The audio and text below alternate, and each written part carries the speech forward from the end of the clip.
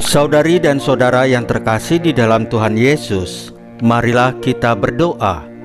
Doa yang diajarkan oleh Tuhan Yesus sendiri, dalam nama Bapa dan Putra dan Roh Kudus. Amin. Bapa kami yang ada di surga, dimuliakanlah namamu.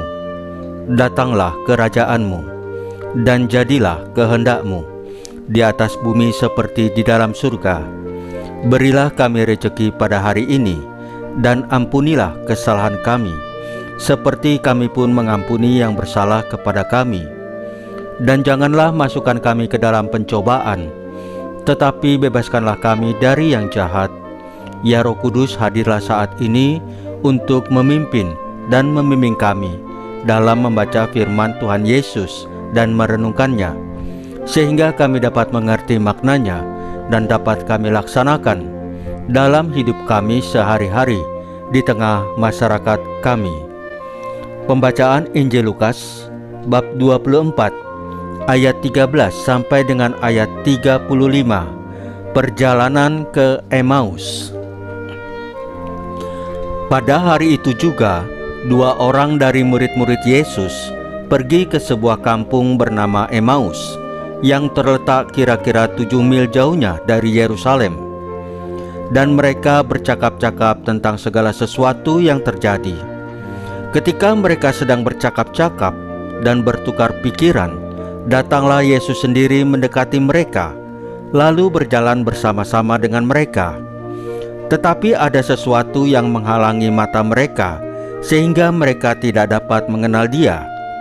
Yesus berkata kepada mereka, "Apakah yang kamu percakapkan sementara kamu berjalan?" Maka berhentilah mereka dengan muka muram.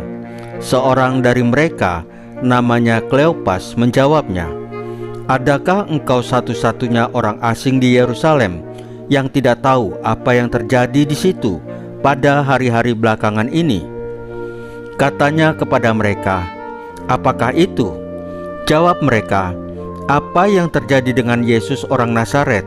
Dia adalah seorang nabi yang berkuasa dalam pekerjaan dan perkataan di hadapan Allah dan di depan seluruh bangsa kami. Tetapi imam-imam kepala dan pemimpin-pemimpin kami telah menyerahkan Dia untuk dihukum mati, dan mereka telah menyalibkannya. Padahal kami dahulu mengharapkan bahwa Dialah yang datang untuk membebaskan bangsa Israel. Tetapi sementara itu telah lewat 3 hari sejak semuanya itu terjadi. Tetapi beberapa perempuan dari kalangan kami telah mengejutkan kami. Pagi-pagi buta mereka telah pergi ke kubur dan tidak menemukan mayatnya. Lalu mereka datang dengan berita bahwa telah kelihatan kepada mereka malaikat-malaikat yang mengatakan bahwa ia hidup. Dan beberapa teman kami telah pergi ke kubur itu dan mendapati bahwa memang benar yang dikatakan perempuan-perempuan itu, tetapi dia tidak mereka lihat. Lalu ia berkata kepada mereka, "Hai kamu orang bodoh, betapa lambannya hatimu, sehingga kamu tidak percaya segala sesuatu yang telah dikatakan para nabi. Bukankah Mesias harus menderita semuanya itu untuk masuk ke dalam kemuliaannya?" Lalu ia menjelaskan kepada mereka apa yang tertulis tentang Dia dalam seluruh kitab suci, mulai dari kitab-kitab Musa dan segala kitab nabi-nabi. Mereka mendekati kampung yang mereka tuju, lalu ia berbuat seolah-olah hendak meneruskan perjalanannya. Tetapi mereka sangat mendesaknya, katanya, "Tinggallah bersama-sama dengan kami, sebab hari telah menjelang malam, dan matahari hampir terbenam." Lalu masuklah ia untuk tinggal bersama-sama dengan mereka. Waktu ia duduk makan dengan mereka, ia mengambil roti, mengucap berkat, lalu memecah-mecahkannya dan memberikannya kepada mereka. Ketika itu terbukalah mata mereka, dan mereka pun mengenal Dia, tetapi ia lenyap dari tengah-tengah mereka. Kata mereka seorang kepada yang lain, "Bukankah hati kita berkobar-kobar ketika ia berbicara dengan kita di tengah jalan, dan ketika ia menerangkan kitab suci kepada kita?" Lalu bangunlah mereka dan terus kembali ke Yerusalem. Di situ mereka mendapati ke-11 murid itu. Mereka sedang berkumpul bersama-sama dengan teman-teman mereka. Kata mereka itu, Sesungguhnya Tuhan telah bangkit dan telah menampakkan diri kepada Simon. Lalu kedua orang itu pun menceritakan apa yang terjadi di tengah jalan dan bagaimana mereka mengenal Dia pada waktu Ia memecah-mecahkan roti. Demikianlah sabda Tuhan. Terpujilah Kristus. Saudari dan saudara yang terkasih di dalam Tuhan Yesus, di pelataran Bait Allah, Petrus dan Yohanes tidak sekedar melewati seorang lumpuh, di mana orang lumpuh itu minta sedekah kepada mereka. Kata Petrus, "Emas dan perak tidak ada padaku, tetapi apa yang kupunyai, kuberikan kepadamu. Demi nama Yesus Kristus, berjalanlah." Kata-kata itu menjadi bukti bahwa iman sejati berbuah tindakan nyata, lahir dari hubungan relasi yang kuat, yang intim dengan Kristus. Orang lumpuh itu pun bangkit, bukan hanya fisiknya yang sembuh, tetapi seluruh hidupnya. Ia melompat memuji Allah. Ini mengajarkan kita bahwa iman harus diwujudkan dalam keberpihakan pada yang terpinggirkan, yang membutuhkan pertolongan. Namun dari manakah keberanian seperti Petrus dan Yohanes berasal? Mazmur 105 menjawab, dari syukur atas kesetiaan Allah yang tak pernah pudar. Syukur ini bukanlah respon atas kemudahan hidup, melainkan keyakinan bahwa Allah tetap setia pada janji-janjinya.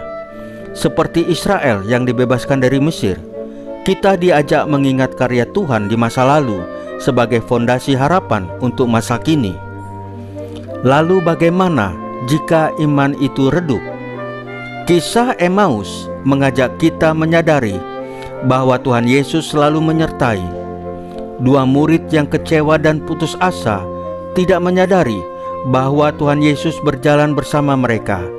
Hati mereka berapi-api saat berbicara tentang sabda dan mata mereka terbuka saat roti dipecahkan.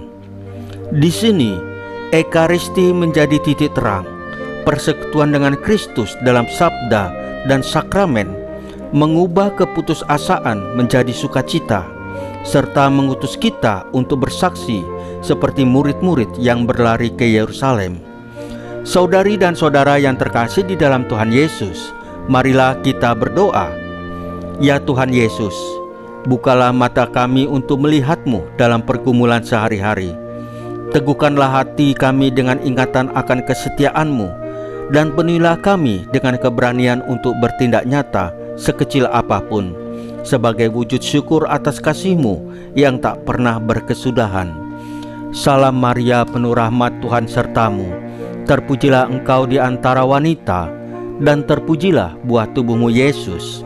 Santa Maria Bunda Allah, doakanlah kami yang berdosa ini, sekarang dan waktu kami mati. Ya Tuhan Yesus, tambahkanlah iman kami hanya kepadamu saja, karena hanya Engkaulah Tuhan dan Juru Selamat kami satu-satunya, tidak ada yang lain. Dalam nama Bapa dan Putra dan Roh Kudus. Amin. Saudari dan saudara yang terkasih di dalam Tuhan Yesus, bacaan firman dan renungan hari ini sudah selesai. Tuhan Yesus memberkati kita semua.